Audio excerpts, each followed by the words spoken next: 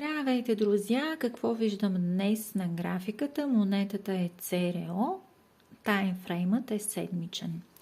И така, и какво всъщност виждате вие? Повечето от вас може би ще видят ето този тренд или пък това нещо, а някои ще видят и ето това нещо така, някои така рисуват тренда.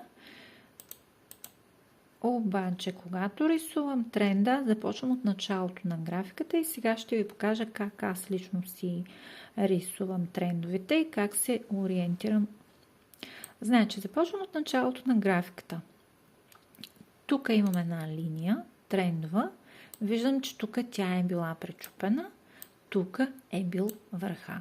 След като веднъж трендовата ми линия е пречупена, за мен от тук нататък този връх вече не участва при определенето на следващия тренд. Чакам да се образува ясно изразен тренд. Ето го тренда. Тук той е пречупен, което значи, че от тук нататък тези точки за мен не участват при чертаенето на следващия ми тренд. А сега стигаме до по-нататък. Какво виждам тук? Виждам това, виждам и това. Това е така нареченият се разширяващ триъгълник.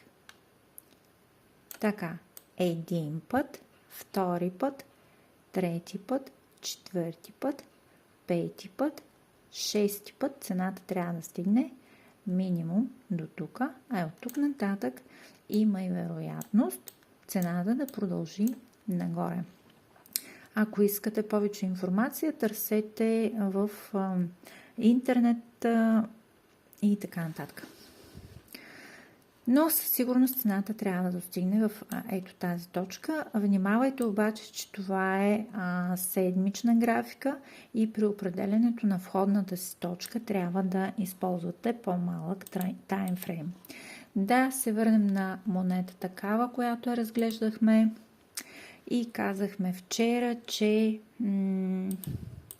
монетата кава, всъщност аз се гледах на 2 часа, казахме, че монета такава няма да успее да пробие линията си на съпротивление.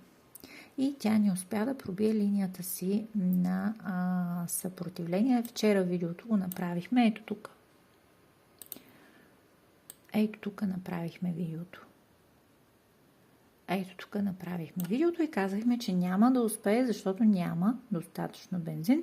Ето днеска пак не е успял да си пробие трендовата линия и има шанс следващото дъно да бъде по-ниско от предходното си дъно. А сега да се върнем и на другата монета Пол. При нея аз бях влязла в сделка. Ето тук монетата се качи, започна да пада. И след втория връх аз потърсих позиция да мога да изляза. И ето тук излязох от сделка.